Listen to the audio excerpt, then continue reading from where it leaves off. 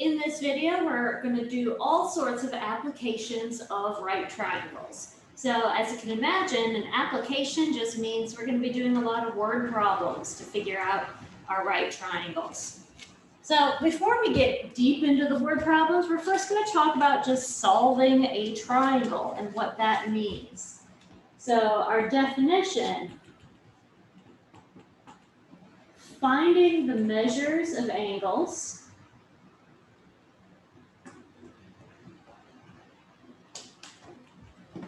and sides of a right triangle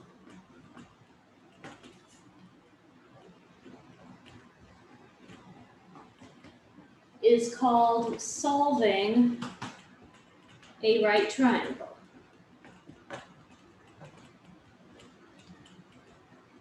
So if you're told to solve a triangle, they just want you to find how long all the sides are and what the measures of all the angles are. So let's do an example where we solve a right triangle, and we're going to be rounding to just one decimal place.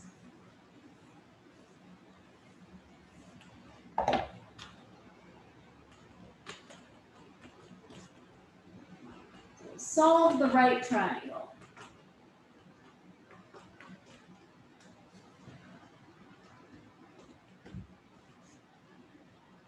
Round to one decimal place. And the triangle we're given looks like this. There's our right angle, and they give us side B, side A, this is angle C. Angle A, which is 54.2 degrees. And that's side B. And this is side C, which is equal to 42. All right, so in order to solve this triangle, we're going to need to figure out the measure of the angle that we don't know, angle B, and we need to find the sides A and B.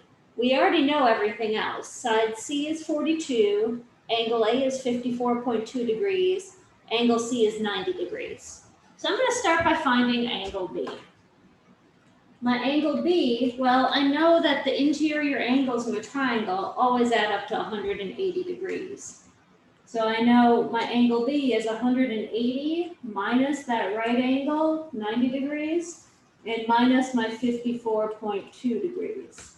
So that means angle B is going to be equal to 35.8 degrees.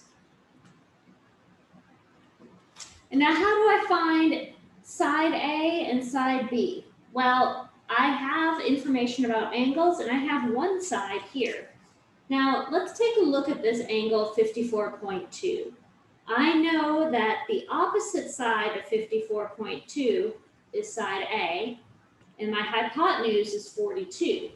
So I can write sine of that 54.2 degrees is equal to the side that I want, A, over 42. That means that 42 times sine of 54.2 degrees is equal to side A. And now if I type that into my calculator and round it to one decimal place, I get 34.1 is approximately my side A. And we're going to do something similar to get our side B, except I'm going to use cosine instead of sine. So cosine of 54.2 is going to be B over 42. So let me write that down. Cosine of 54.2 degrees is little b over 42. So that means 42 times cosine of 54.2 degrees is the side B. Typing into my calculator and rounding to one decimal point, I have 24.6 is approximately the length of side B. And there we go. That's all there is to it. To solve the triangle, you just have to find the missing side values and missing angle values. To do that, you might need your sine, cosine, or tangent using our SOHCAHTOA type of trig. And you need to know that the interior angles of a triangle add up to 180 degrees. All right, let's do a slightly harder problem. It's going to be slightly harder because it's a word problem.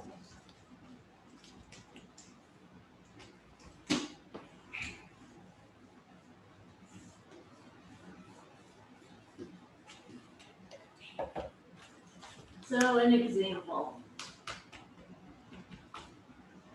A 40-foot ladder on a fire truck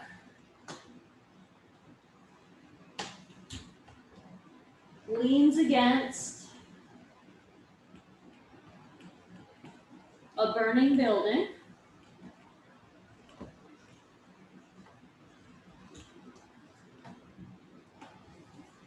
so that the top of the ladder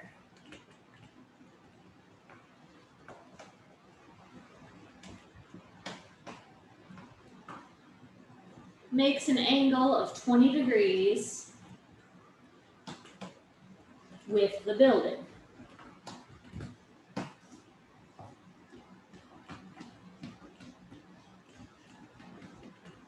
If the bottom of the ladder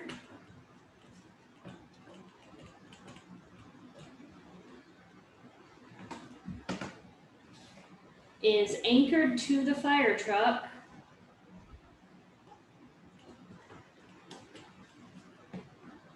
six feet off the ground,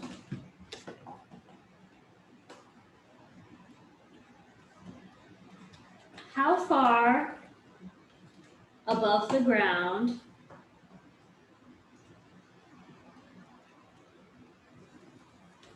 does the ladder reach?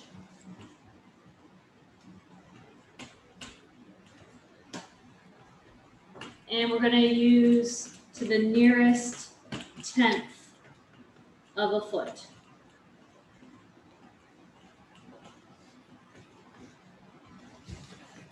So that's a lot to read through there. But what we have going on is we have a ladder leaning against a building. And the ladder starts 6 feet above the ground, and then it's leaning, making a 20-degree angle with the building. We want to figure out how tall from the ground to the top of the ladder, how tall that is. That's how far the ladder reaches above the ground. So to do that, it might help to draw a picture, and we're going to use our info on how to solve a right triangle to figure out how high this ladder is above the ground. So let's draw a picture to help us envision this situation.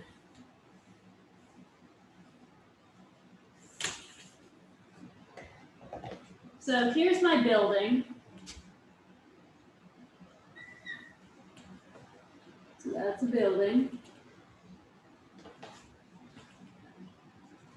And I have 6 feet above the ground. Here's a truck. This height is 6 feet.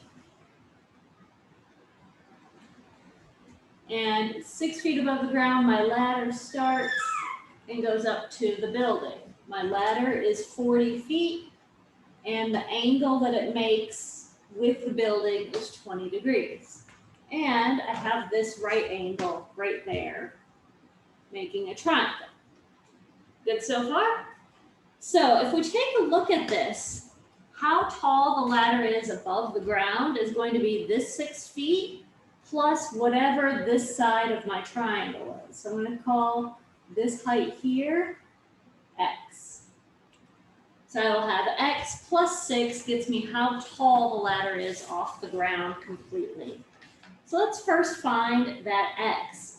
So 40 is my hypotenuse, x is the side adjacent to 20 degrees.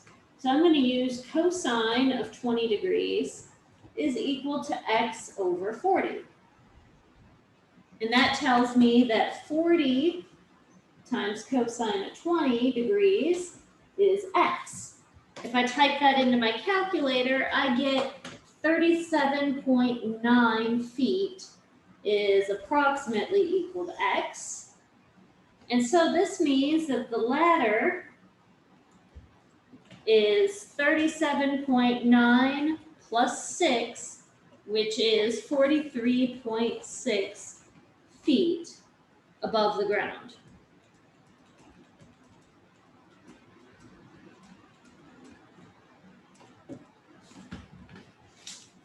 And there we go. So we just had to use our right triangle trig to find some of the info.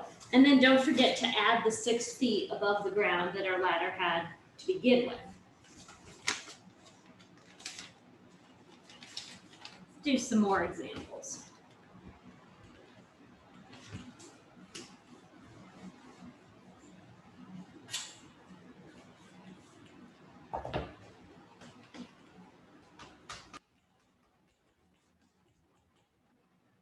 So from an eye level of 6 feet,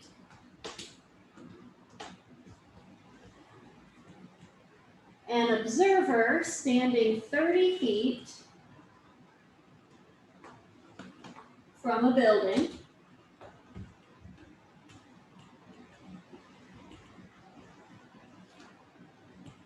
sights the bottom of a window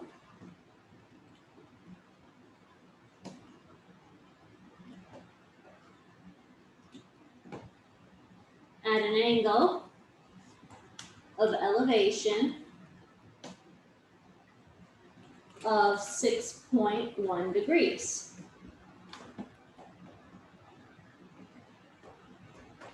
He sights the top of the window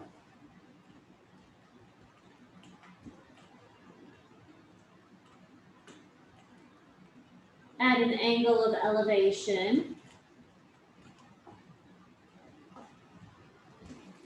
of 20.1 degrees.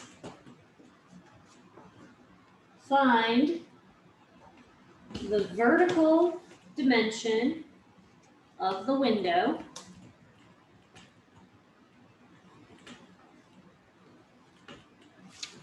to 1 decimal place.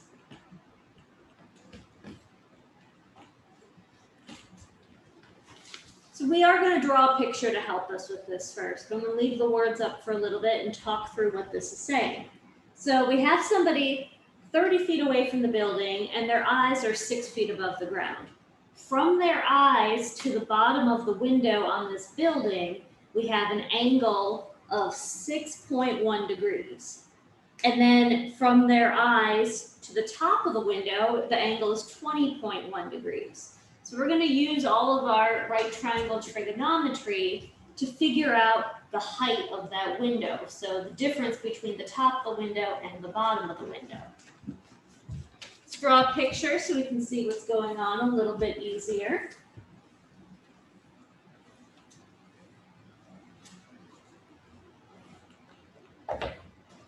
So here is 6 feet above the ground is where the eyes are going to be, and 30 feet from the building. So here's 30 feet. Here's my building.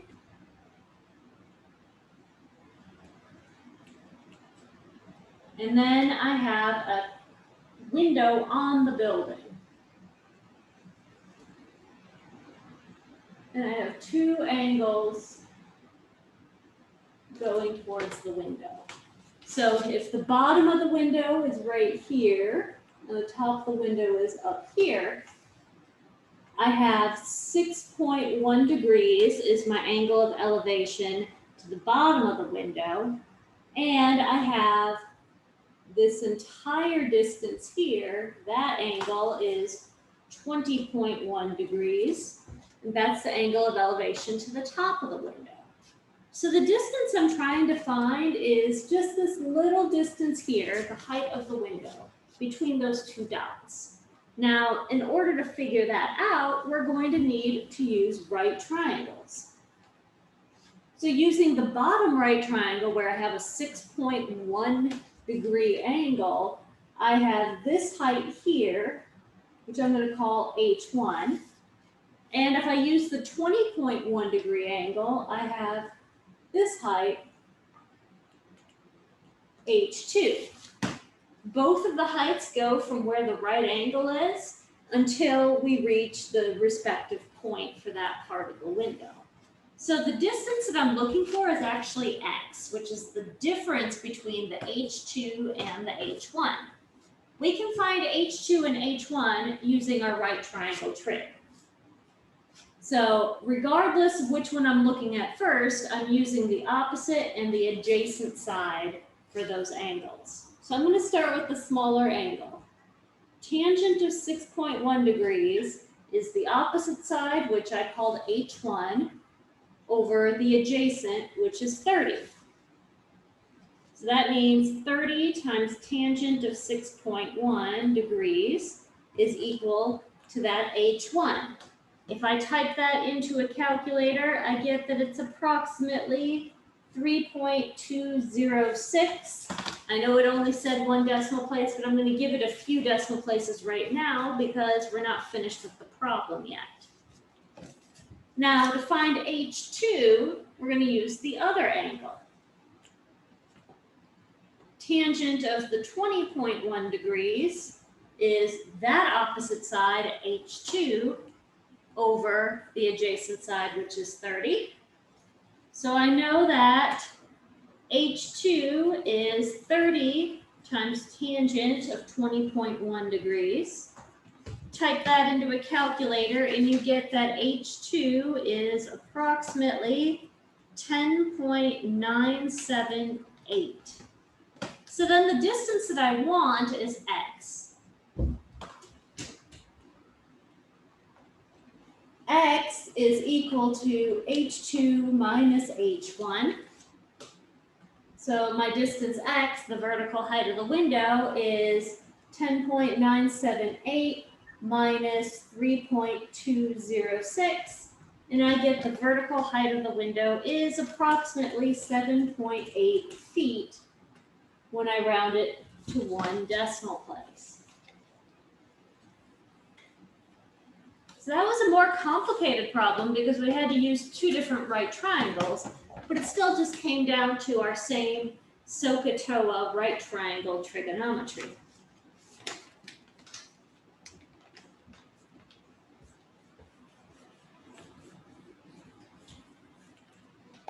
Another example.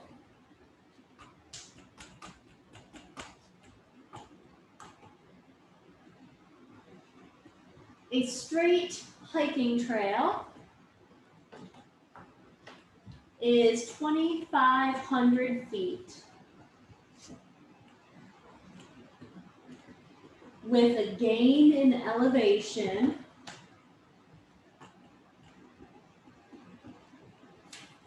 or altitude of 310 feet. To the nearest degree,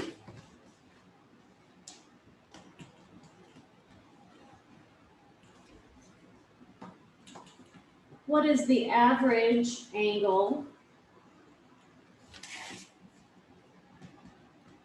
of ascent? So we're going to draw a picture showing this as well. We have a straight trail, 2,500 feet long, and we're gaining altitude, so we're going up. We're going up 310 feet. So here is the distance up, 310 feet. Here's the ground. And my trail, since it's going rising up in altitude, is actually the hypotenuse of this triangle.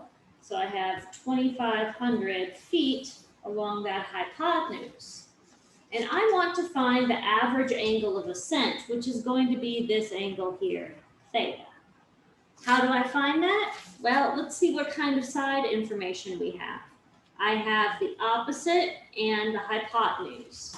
So that sine of theta is 310 over 2,500.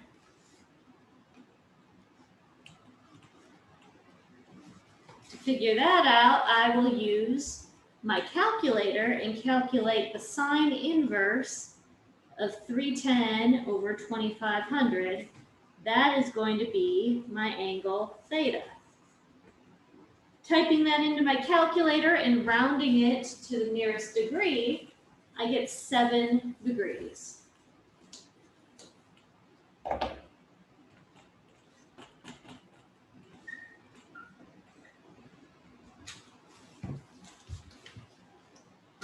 So another way that we can use trigonometry in an application problem is in navigation, and in particular, finding the bearing between 2 points. So let's get a definition of what bearing is, and we'll do a couple problems with that.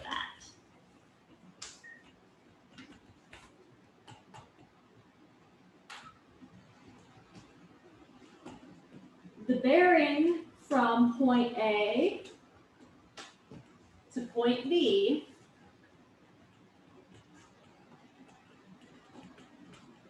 is the degree measure of the acute angle formed by ray AB and the north-south line.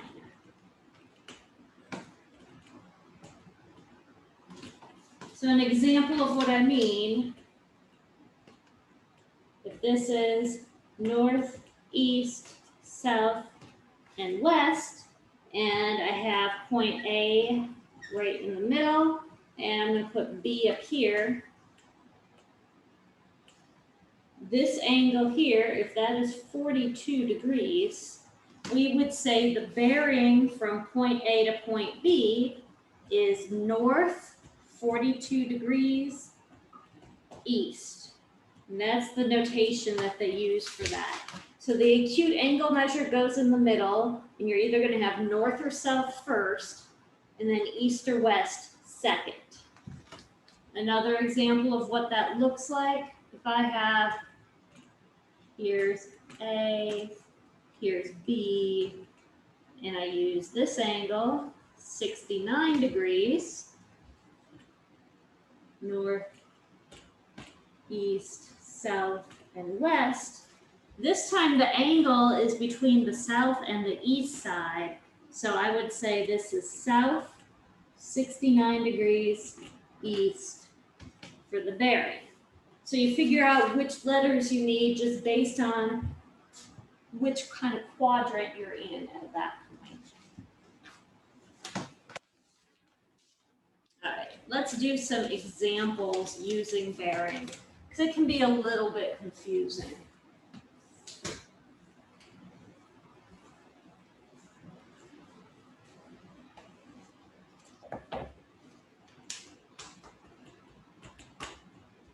First example, we're going to have a picture. Here's point O. Here's A. And they give me this is 22 degrees. Here's C. And I have this angle is 40 degrees. And here's B. And I know that the angle going all the way over to here, this angle is 118 degrees. Now the first thing they want us to find is find the bearing from C to O. Now we do have to be careful. The definition we had of bearing was from A to B, and the A was the point in the center. So since I'm going from C to O, I need to think about my C being in the center. So I'm going to imagine having my north, east, south, and west formed right here. So north, east, south, and west. Now this angle is 40 degrees. And so using vertical angles, I know this angle is also 40 degrees. And then going from C to O, I have this 40-degree angle here.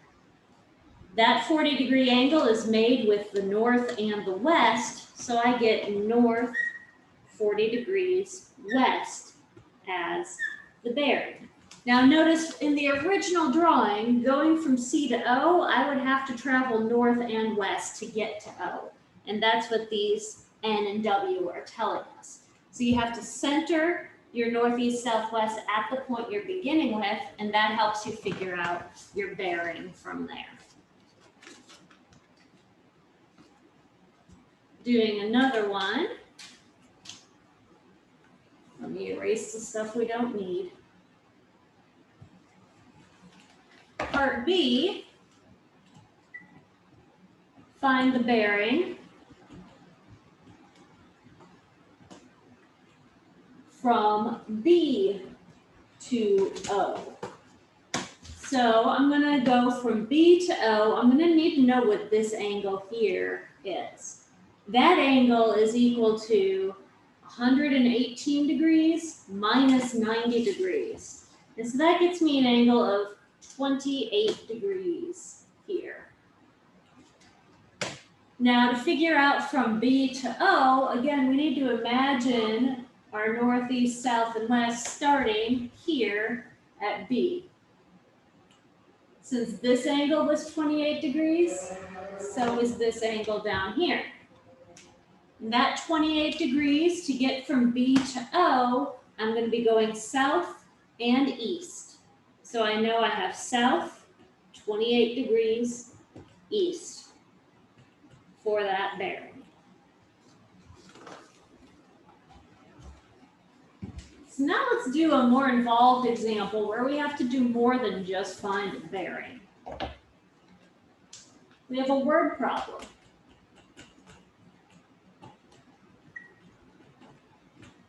A boat leaves a dock heading north 27 degrees west at 6 knots, which is nautical miles per hour.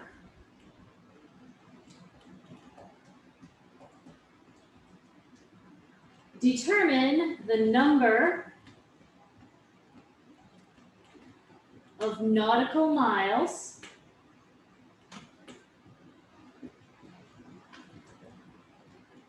which is abbreviated NMI, north, and the number of nautical miles west that the boat travels in 0.5 hours. Round to the nearest tenth.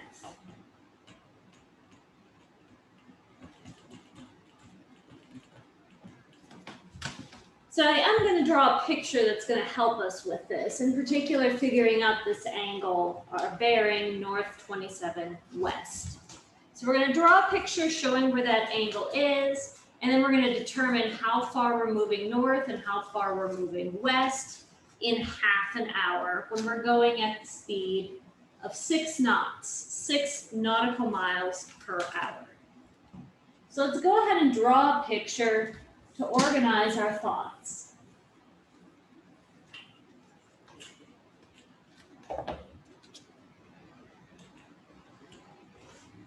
So I have north, east, south, and west. Our boat's starting right here in the middle, and we're going 27 degrees north, 27 degrees west. So that means I'm going to have an acute angle between the north and the west that is 27 degrees. And I want to figure out how far north and how far west I am going. Well, the distance north that I'm traveling would be this vertical distance, and the distance west that I'm traveling is the horizontal distance. Now, I also need to know exactly how far this distance is that the boat traveled in total. If we're going 6 knots for half an hour, that means we have 6 nautical miles per hour times 0.5 hours, which is 3 nautical miles. So I know that my hypotenuse here is 3. I want to figure out the other sides. Now, if this angle is 27 degrees, I know using geometry that this angle here is also 27 degrees. I could also figure out the other angle if I prefer. Now, I'm just going to call this distance x and this distance y. So let's figure out how far we're going north first. The distance north is y. Using y and my hypotenuse 3, this would be a cosine of the 27 degrees equals my adjacent over the hypotenuse. So 3 times cosine of 27 degrees is my distance y. If I type that into my calculator and round it, I get 2.7 nautical miles is approximately equal to my distance y that we're going north. Now do the same thing for west, except since we're using the x distance, it's going to be sine. Sine of 27 degrees is the opposite over the hypotenuse. So 3 times sine of 27 degrees is equal to x. Type that into your calculator and round to 1 decimal point, and I get 1.4 nautical miles is approximately my distance that I'm traveling west. And that's all there is to it. It's amazing how right triangles come up in everyday applications. And that's all that I have for you today on this applications of right triangles video. In the next video, we're going to talk about the law of sines, which allows us to solve triangles that are not right triangles. So stay tuned for that. If you have any questions, feel free to drop them below. If you're a current student, you can also ask in class, in office hours, or through email.